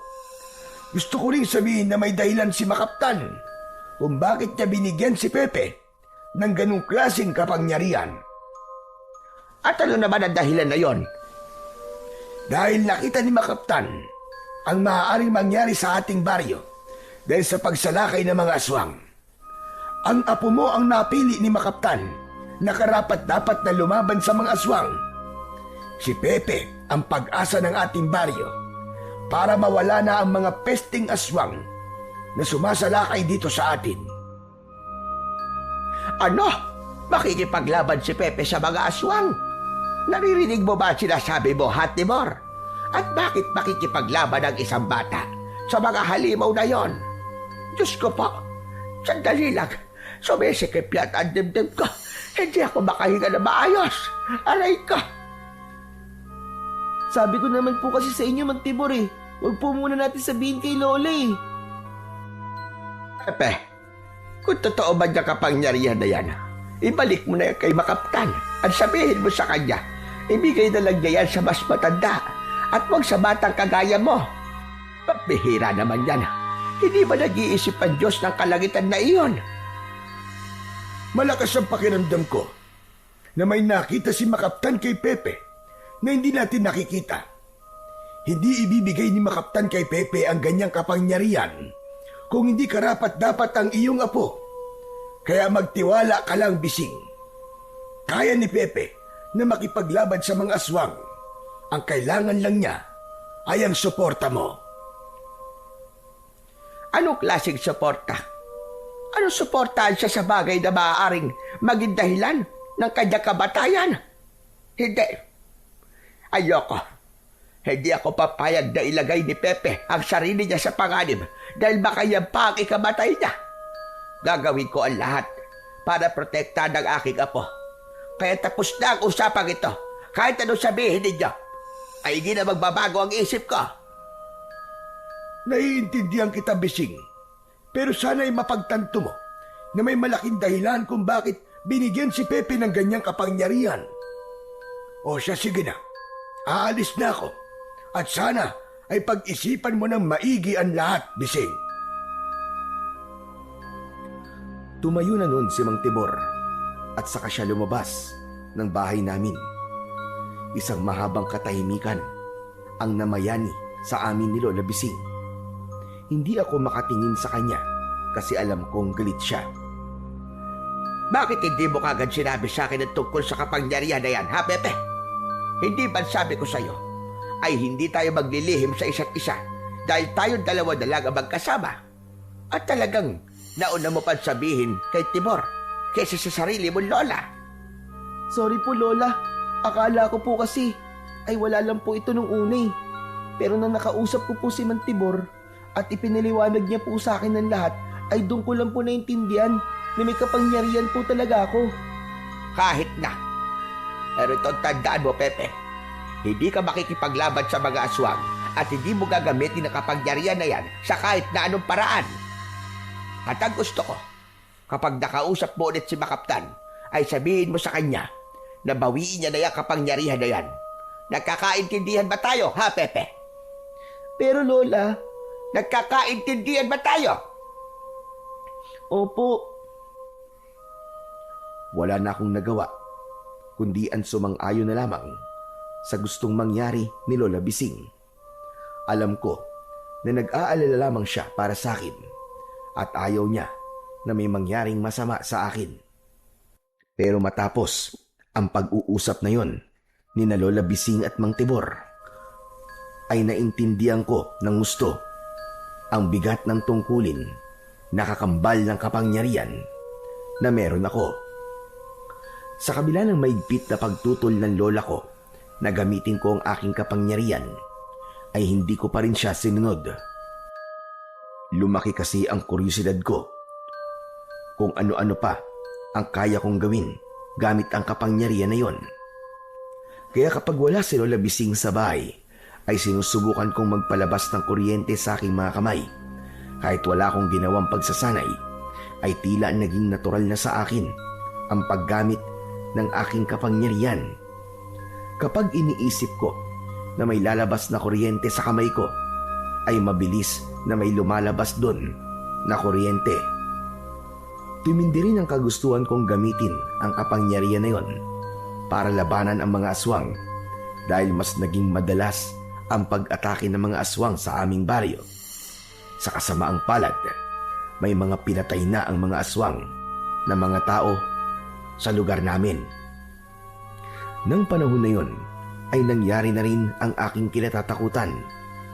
Pinagkalat nga ni Betong sa mga tao na kinuryente ko siya gamit ang aking mga kamay. Si Lola ang humarap sa mga tao at siya ang nakipag-usap. Pinabulaanan niyo ni Lola at sinabi niya na gumagawa lang ng kwento si Betong. Isang gabi, habang naghahapunan, ay binanggit ni Lola Bising ang tungkol sa bagay na yon. Magpasalamat ka sa akin, Pepe, dahil nagawa kong kumbinsihin ng mga tao na wala ka talagang kapangyarihan. Mabuti na lang at napaniwala ko sila. Nagawa-gawa lang ni Betong ang kwentong yon. Pero, bakit po ba kailangan kong itago sa mga tao tong kapangyarihan ko, Lola? Hindi ko naman po ito gagamitin para saktan sila eh. Hindi po ito ibinigay sa akin ni Makaptan para manakit po ng ibang tao. Kahit na, dahil kapag nalaman nila na may kakaiba kang kakayahan, kakagaya niyan, kahit mabuti ang intensyon mo, ay katatakutan ka pa rin nila. Kung ano-anong masasamang bagay ang iisipin nila sa iyo, at malamang papalayasin nila tayo sa baryong ito. Hindi po ba pwede ko pa nga po itong magamit sa pakikipaglaban ko po sa mga aswang? Tumigil ka! Napag-usapan na natin ang tungkol dyan, at hindi pa rin nagbabago ang isip ko. Hindi ka ba natatakot na halos araw-araw ay may natatagpo ang bangkay dito sa atin? Tapos gusto mo pan labanan ng mga aswang na yon? Basta, sundin mo na lamang ang mga sinasabi ko sa iyo, Pepe, para wala tayo maging problema. Kaya nga po, kailangan lang may makipaglaban po sa mga aswang eh. Kasi habang hindi po sila nauubos, ay patuloy po na madadagdagan ng mga namamatay dito sa atin, Lola. Hayaan mo sila, Kapitan, at ang mga tano na gumawa ng bagay na yan. Bata ka pa, Pepe. Hindi ka pa nararapat sa ganyang kabigat na responsibilidad. At ayoko malaman na nakikipag-usap ka kay Timor kung ano-ano ang ini-impluwensya sa iyo na matandang yon. Hindi na lang ako sumagot kay Lola kasi alam ko na kahit na anong sabihin ko at ipaliwanag ko, ay hindi ko na magagawang baguhin ang isip ni Lola Bising. Pero ang kagustuhan kong ipagtanggol ang aming baryo ay nanatili sa aking puso. Nang sumunod na araw, ay muling binulabog ang aming baryo dahil isa na namang bangkay ang natagpuan. Nasa tabi ng ilog ang katawan ng lalaking biniktima ng mga aswang. Gaya ng mga naunang biktima, ay wakwak ang katawan nun mula dibdib hanggang tiyan at wala na yung lamang loob. Nagawa kong makapunta roon dahil wala si Lola Bising sa bahay. Nanlambot ako ng sobra nang makita ko ang bangkay. Hindi na ako nakatagal at naglakad na ako pabalik sa aming bahay. Habang naglalakad ako, ay nakasalubong ko si Mang Tibor. Inaya niya akong magpunta sa bahay niya para makapag-usap kaming dalawa. Naupo kami sa isang mahabang upuan sa likod ng kubo niya na nasa ilalim ng isang puno ng kainito. Galing ka ba roon sa bagong biktima ng mga aswang? Opo, Mantibor. Nagsisisi nga po ako kung bakit pa ako pumunta ron eh. Nakakaawa po yung biktima ng mga aswang, grabe. Hindi ko po maisip kung gaano katindi ang sakit na nararamdaman niya habang winawakwak ng mga aswang ang katawan niya. Nakakatakot na po talaga ang mga nangyayari dito sa atin. Karumal-dumal na po. Nakakatakot talaga. Pero kung tutuusin, hindi dapat tayo matakot. Ang mga aswang ang dapat na matakot sa baryo natin. At naniniwala ako na mangyayari lamang yon kapag ipinakita mo sa mga aswang ang kaya mong gawin, iho. Hindi pa rin po kasi pumapayag si Lola na makipaglaban po ako sa mga aswang eh. Kinausap ko nga po siya noong nakaraang araw. Pero wala pa rin po nangyari. Ayaw niya pa rin. Naiintindihan ko, lola mo. Alam niya kasi ang pakiramdam ng nakikipaglaban sa aswang. Alam niya ang kakaibat nitong panganib. Ano po, si Lola? Nakipaglaban po ba siya sa mga aswang dati? Alam ko na ayaw ni Bising na malaman mo ito. Pero noon, ay katulong ko ang lola mo na makipaglaban sa mga aswang. Napakahusay na manunugis ng yun, lola, kahit isa siyang babae. Pero tumigil na siya nang pinatay ng mga aswang ang iyong lolo. Hindi kasi kaya ng mga aswang na patayin si Bising. Kaya ang mahal nito sa buhay ang ginantihan ng mga aswang. Hindi po ako makapaniwala. Hindi po kasi yan sinasabi sa akin ni Lola eh. At huwag mong sabihin sa lola mo na sinabi ko to sa'yo. Mas lalo yung magagalit sa akin. Kaya hindi na rin ako nagtaka kung bakit ikaw ang pinili ni Makaptan na bigyan ng kapangyarihan. Alam niya na ikaw ay apo ng isang dating mahusay na manunugis. Nasa dugo mo ang pagiging mandirigma, Pepe. Pero mukhang hindi na po talaga magbabago ang isip ni Lola eh. Sa nalaman ko po sa inyo, ay mas lalo ko po siyang naintindihan kung bakit niya po ako pinagbabawalan na harapin po ang mga aswang. Hindi mo pwedeng iburo lang ang kapangyarihan mo. Ibinigay yan sa'yo dahil kailangan mo yang gamitin. Kailangan mong labanan ng mga aswang. Oo nga pala. Nagagawa mo na bang gamitin ang iyong kapangyarihan? Opo, kapag wala po si Lola sa bahay, nagagawa ko po magpalabas po ng kuryente sa mga kamay ko. Saka parang nawala rin po ang takot ko sa kidlat at kulog. Simula po nung tinamaan po ako ng kidlat. Naalala ko rin po na sinabi sa akin ni Makaptan na kailangan ko pong harapin ang takot ko para magawa kong ipagtanggol ang mga tao. Nakita mo na. Alam ni Makaptan ang takot mo, Pepe. Ibig sabihin ay matagal kanyang sinusubaybayan at nakita niya na ikaw talaga ang karapat-dapat na pagbigyan niya ng kapangyarihan. Kaya sana naman, Pepe, gamitin mo yan sa kung saan mo yan dapat gamitin. Magtiwala ka sa iyong sarili, Pepe. Maraming salamat po, Mantibor. Alam ko po kasing magagalit si Lola Bising kapag ginawa ko yung sinabi niyo eh. Ipinagdadasal ko na lang po na sana ay magbago pa po ang isip niya. Ipinagdadasal ko rin yan. Huwag tayo mawalan ng pag-asa na papayagan ka rin niya.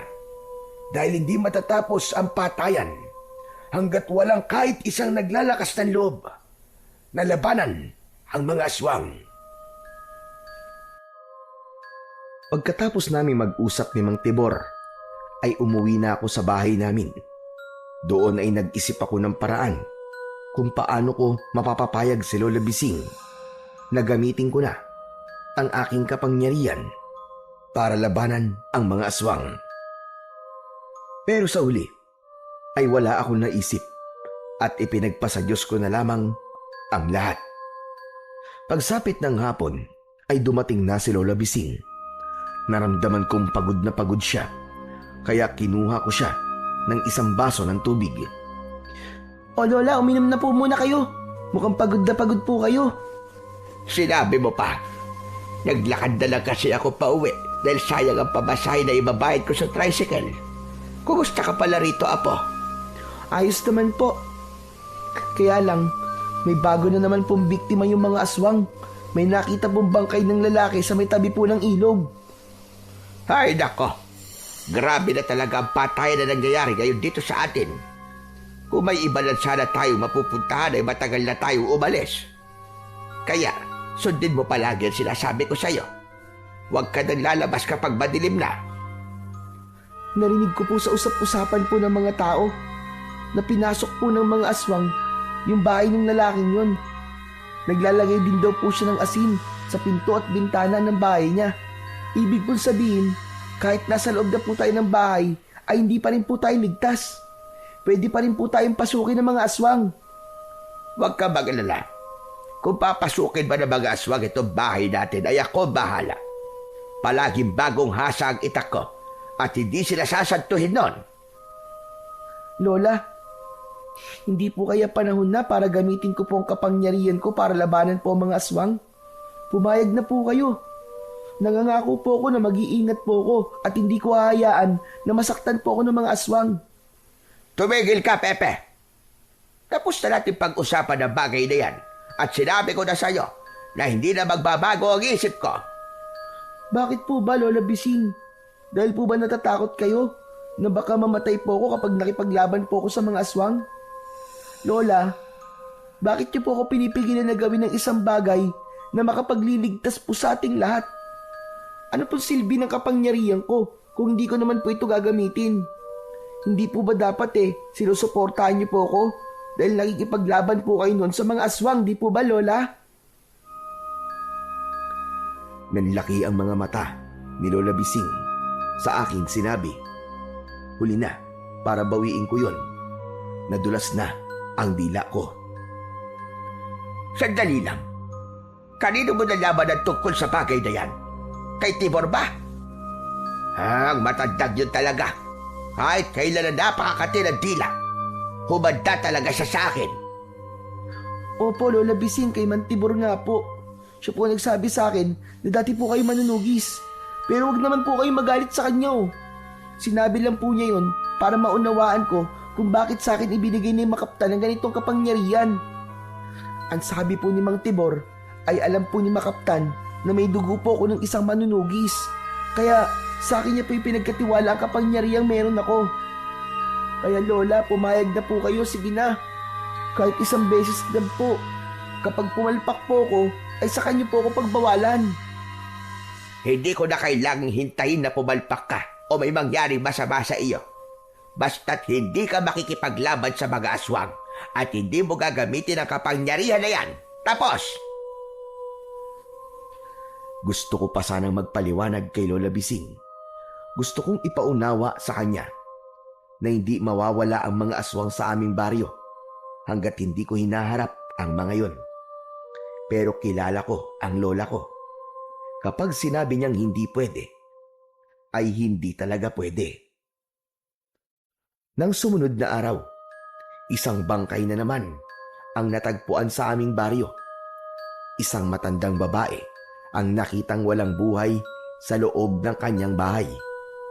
Ang paraan ng pagpatay sa matandang babae ay gaya ng sa mga naunang biktima.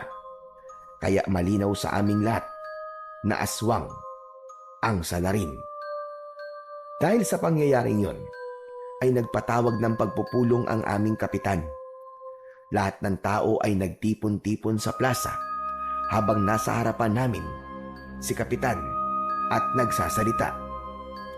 Magandang umaga po sa inyong lahat. Kahit alam kong walang maganda sa umaga natin, dahil halos magkakasunod na patayan na ang nangyayari sa ating baryo. Alam kong alam nyo na may mga aswang na gumagala at sa totoo lang ay hindi ko alam kung kaya ba silang labanan ng ating mga tanod. Ngunit huwag kayong masyado mag-alala mga kasama. Dahil simula mamayang gabi ay magroronda na ang mga tanod natin upang kahit papano ay masiguro ang ating kaligtasang lahat. Pero kahit magroronda ang mga tanod, sana naman ay huwag pa rin tayo maging kampante. Ipinagbabawal ko na ang paglabas pagsapit ng 7:00 ng gabi hanggang 6:00 ng umaga. Nagkakaintindihan ba tayo mga kasama? Mabuti naman at may ginagawa na itong si Kapitan. Akala ko hahayaan na lang niya ang mga tao rito. Ano ka ba, Lola? Huwag ka nga maingay. Baka mamaya may makarinig pa sa inyo eh. Mamaya makarating pa yan kay Kapitan. Oh, lagot tayo nito. Wala akong pakialam. Maganda kang makarating sa kanya para malaman niya na talagang hinintay pa niyang maraming mamatay bago siya umaksyon. Ay nako, wala namang kwenta ang pinagsasabi ng Kapitan na yan. Ang mabuti pa ay umuwi na tayo. Marami pa tayong gagawin sa bahay. Hinawakan ni Lola Bising ang kamay ko at umalis na kami sa plaza habang patuloy pa ring nagsasalita si Kapitan. Bakit naman po tayo umalis kagad, Lola? Hindi pa po tapos magsalita si Kapitan ah. Ay nako, naiinis lang ako sa kanya. Dahil ngayon lang siya nagsalita at gumawa ng aksyon. Dapat nung napabalita na may aswang dito sa atin, ay kumilos na kagad siya. Kaya nga po, Lola, dapat po pumayag na po kayong labanan ko po yung mga aswang para po bumalik na po sa normal ang buhay natin dito. Magtigil ka nga. Talaga sinasadya mo na yatang magalit ako sa iyo, ha? Saka bakit ba? Sigurado ka na matatalo mo ang aswang. Hindi porke may kapangyarihan ka, ay matatalo mo na sila. Lalo na't hindi mo pa alam kung gaano kalakas sa mga aswang na umaatake dito sa lugar natin. Di turuan niyo po ako makipaglaban, Lola. Hindi po ba manunugis po kay dati gaya po ni Mang Tibor? Kwentuhan niyo naman po ako sa mga nakalaban niyo pong aswang dati, Lola. Sige na po. Wala ka maririnig na kwento sa akin pagdating sa bagay na yan. Matagal ko na kinalimutan ang pagiging manunugis dahil yan ang naging dahilan kung bakit namatay ang iyong lolo. Ginantihan ako ng mga aswang sa pamamagitan ng pagpatay sa kanya. Pero, Lola, magaling po ba kayong manunugis? Hindi lang magaling, kundi napakagaling na manunugis ng lola mo, Pepe. Parehas kaming nagulat ni Lola nang marinig namin ang boses ni Mang Tibor sa aming likuran.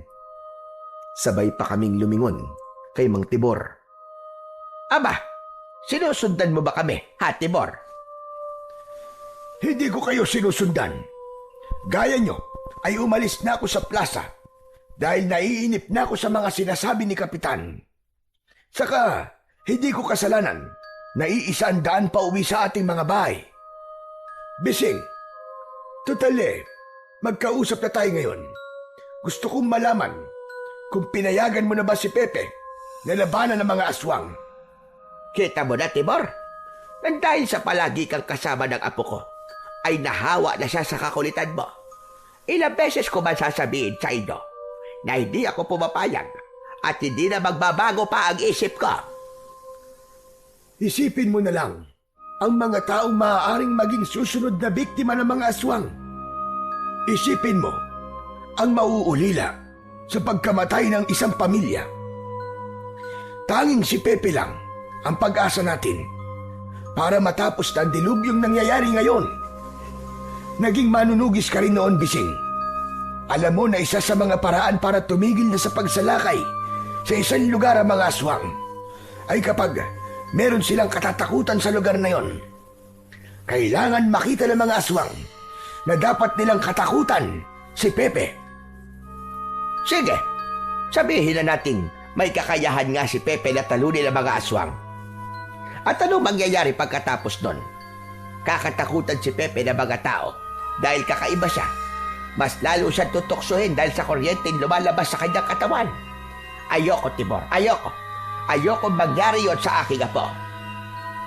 Masyado kang negatibo mag-isip, Bising. Sa tingin mo ba, ay hahayaan ko na maging ganun ang tingin ng mga tao kay Pepe kung sakaling mangyari ang sinasabi mo? Isa pa, hindi makitid ang utak ng mga tao dito. Sigurado ko, napapasalamatan pa nila si Pepe at kapag nangyari yon, wala nang manunukso sa kanya. Ang isipin mo ay ang magagandang bagay na mangyayari, Bising. Tama na, Tibor. Masyado na mahaba itong usapang ito. Kailangan na namin umuwi dahil may mga gagawin pa kami ni Pepe. Tara na, Apo. Iniwanan na namin ni Lola Bising si Mang Tibor. Habang naglalakad ay nilingon ko pa si Mang Tibor.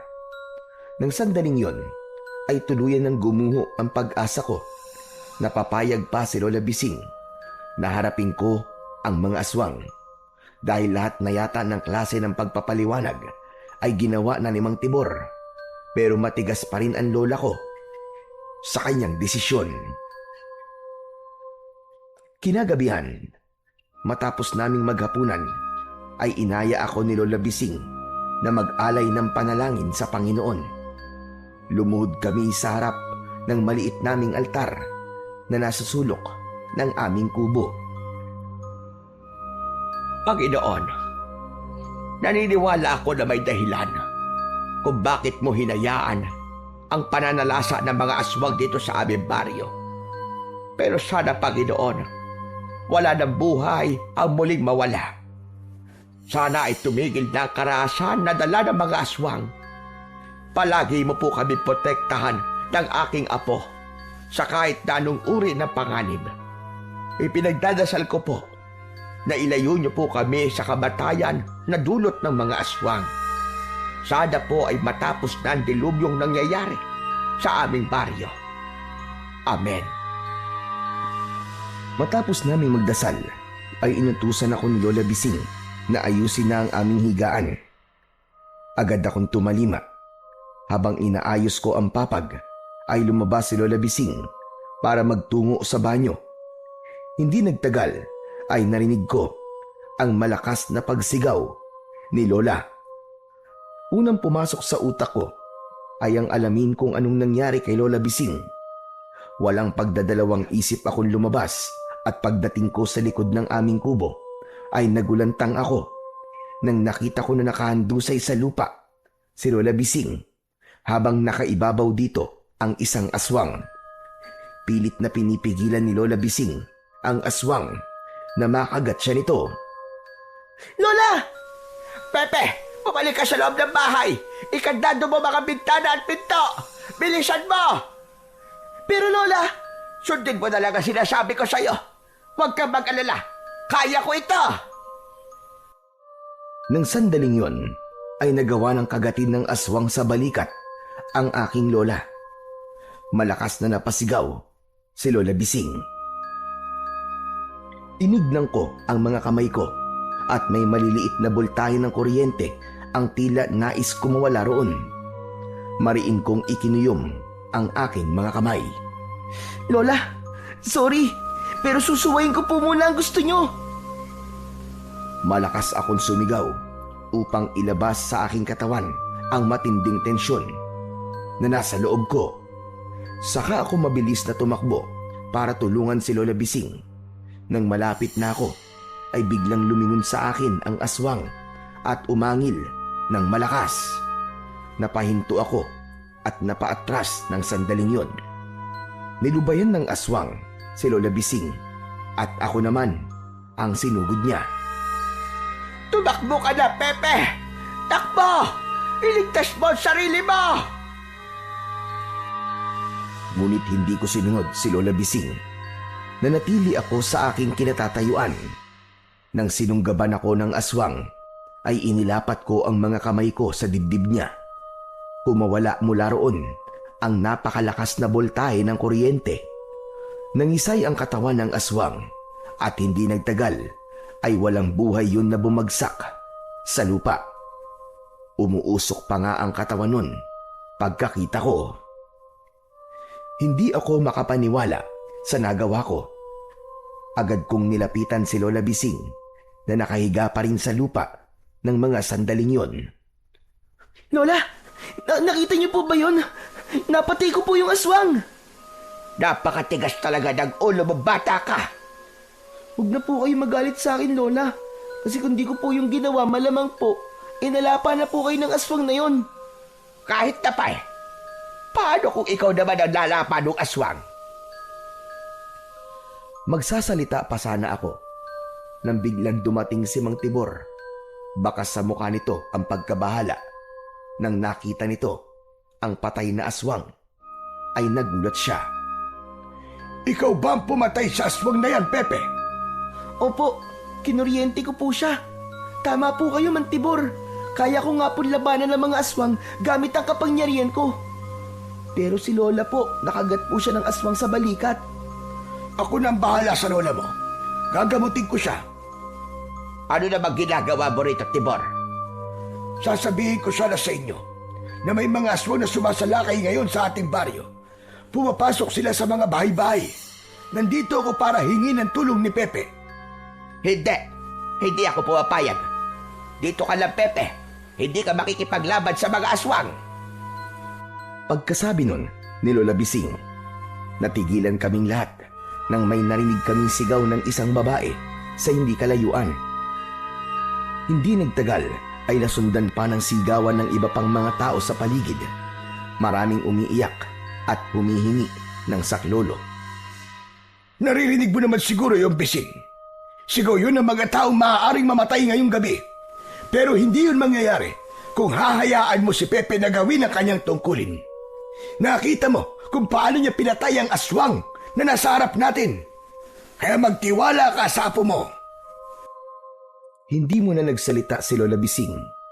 Tila nagtatalo ang utak at puso niya kung ano ang kanyang magiging desisyon.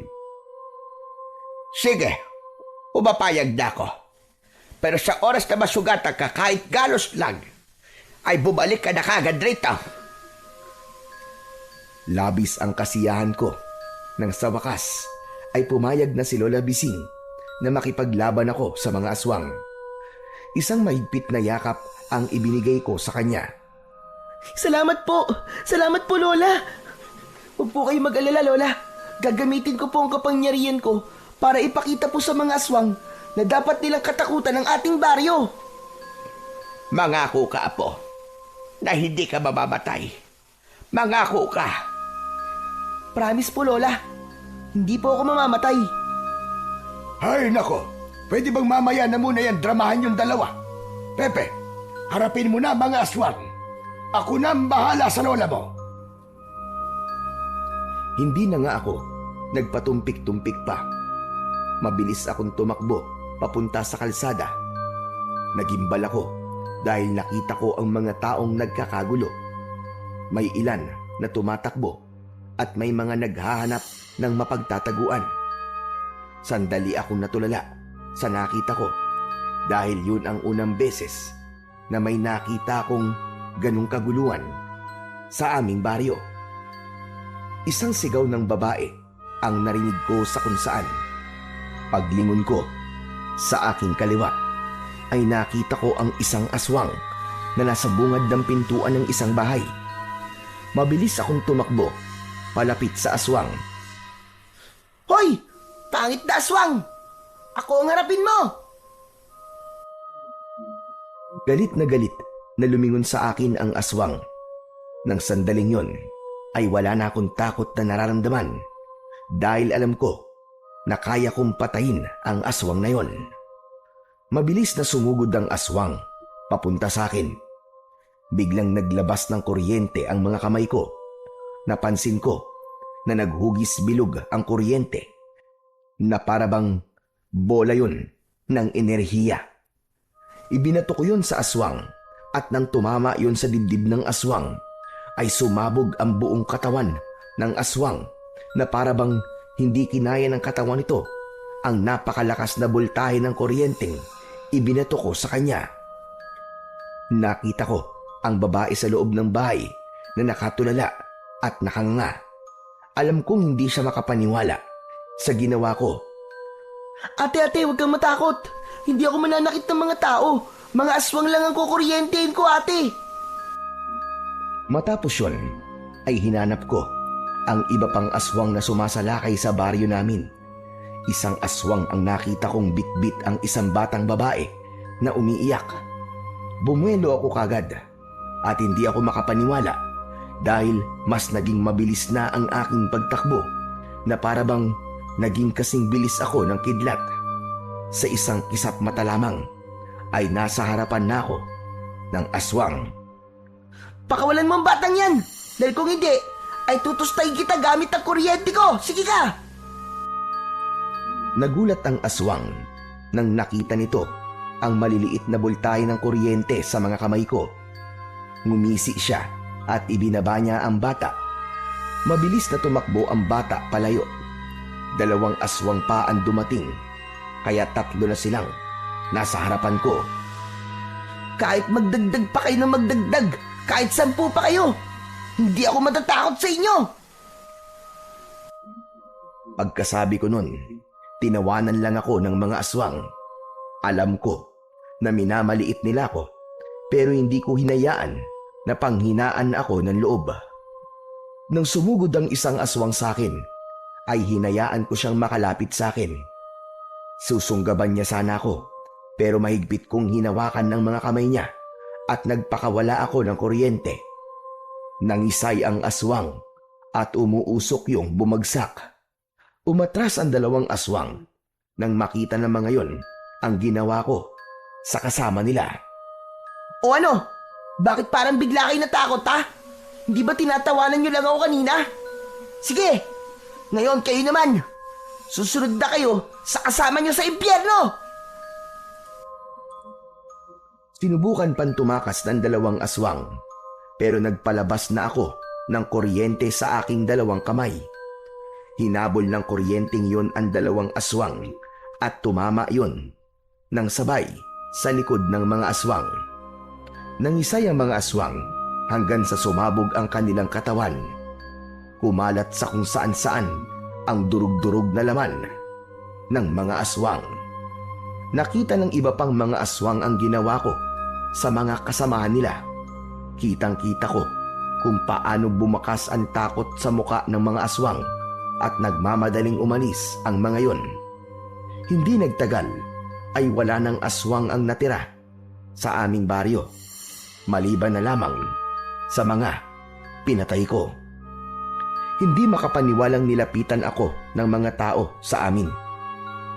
Inasahan ko na matatakot sila sa akin, pero iba ang nangyari. Puro pasasalamat at papuri ang natanggap ko mula sa kanila, kaya hindi ko mapigilan ang mapaluwa dahil sa labis na kasiyahan. Hanggang sa lumapit na rin sa akin sina Lola Bising at Mang Tibor. Lumuluwang niyakap ako ng aking lola. Lola, tinupad ko po ang pinangako ko sa inyo, ha? Hindi po ako namatay. Salamat sa Diyos at hindi ka niya pinabayaan, Apo. Kanina ko pang gustong lapitan ka, pero pinipigilan lang ako ni Timor. Pero nakita niyo po bang ginawa ko, Lola? Oo, Apo. Nakita ko ang lahat at sobra akong humanga sa galing mo. Patawarin mo ko kung pinigilan kita noon na gawin ito. Natatakot lang talaga ako na may mangyaring masama sa iyo, Apo. Tignan mo, Bising. Sabi ko naman sa iyo hindi matatakot ang mga tao kay Pepe. Tignan mo nga at nagpapasalamat pa sila sa kabayanihan ng iyong apo. Hindi ko maipaliwanag ang kasiyahan na nararamdaman ko ng sandaling yon. Bukod sa Diyos, ay nagpasalamat din ako kay Makaptan dahil siya ang nagbigay sa akin ng kapangyarihan na nagligtas sa aming baryo mula sa mga aswang ng gabi na yon. Matapos ang gabing yon, ay wala ng aswang ang naglakas na loob na bumalik sa aming baryo dahil sa takot sa akin. Sa halip na katakutan, marami ang humanga sa akin kahit alam nilang kakaiba ako. Si Lola Bising naman ay tuluyan ng tinanggap ang tungkulin ko bilang tagapagtanggol ng aming baryo. Tinulungan pa ako ni Mang Tibor para mas makontrol ko ang aking kapangyarihan. Nang dahil sa mga nangyari, ay natutunan kong harapin ang aking takot. Natutunan ko na kapag pinili mong lumaban kahit natatakot ka, ay may mabuting maidudulot ito. Hindi lang sa sarili mo, kundi pati sa ibang tao. Ngayon, mas buo na ang loob ko at buong puso ko na tinatanggap na ako, si Pepeng Kuryente, ang batang piniling harapin ang takot